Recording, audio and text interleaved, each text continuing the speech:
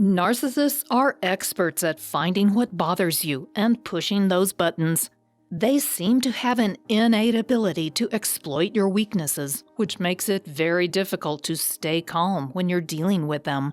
But it's precisely the reaction from you that they're looking to get. So if you want to shut them down, you have to learn how to remain calm, no matter what they throw at you.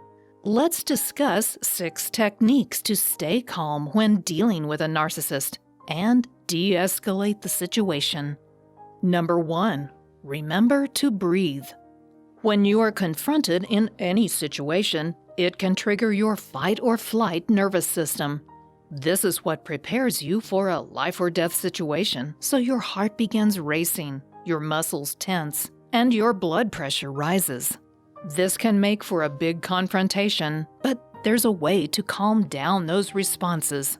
The opposite of the fight or flight nervous system can be thought of as the relax and chill nervous system. It's formally known as the parasympathetic nervous system, and the switch to turn it on and the fight or flight system off is the vagus nerve. The vagus nerve runs throughout your body, and it innervates almost every one of your major organs. This includes your lungs and your stomach, so if you want to activate the vagus nerve and stimulate your relax and chill nervous system, taking 10 deep breaths that expand both your stomach and your chest will do the trick. This also gives you a moment to consider your response to any of the provocative statements the narcissist in your life might be making.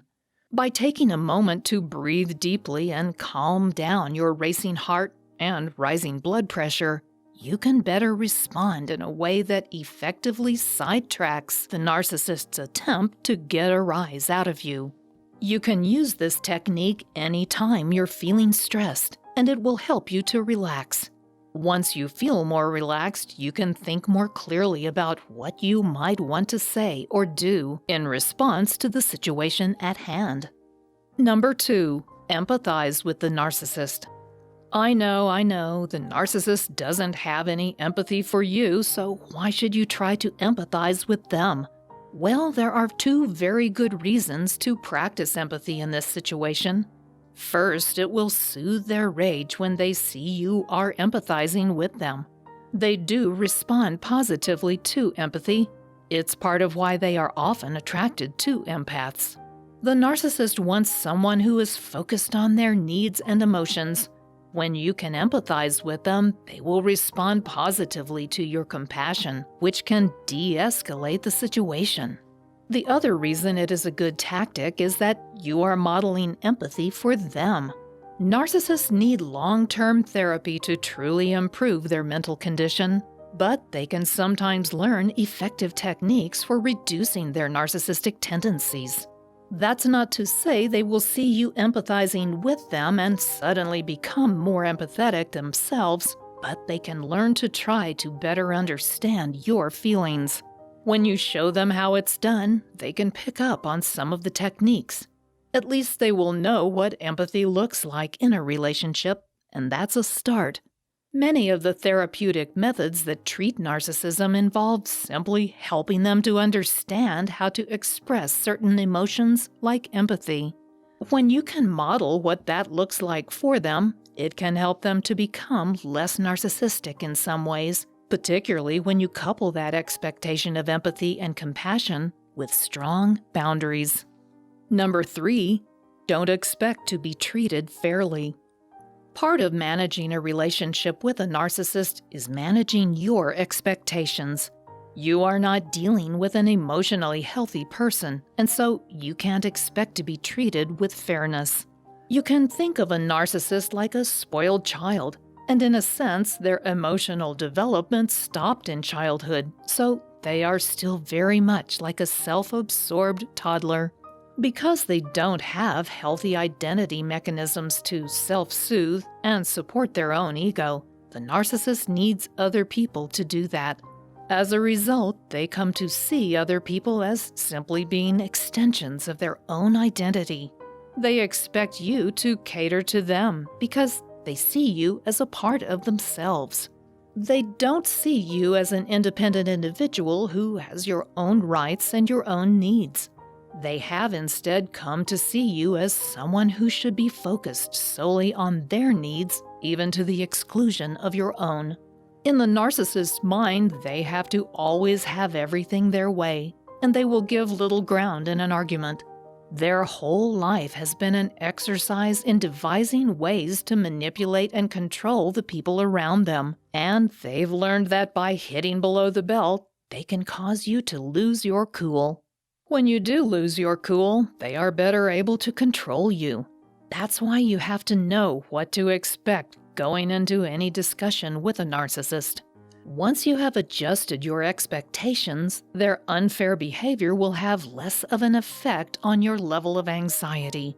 You can understand where that's coming from and keep calm, even in the face of their narcissistic storm.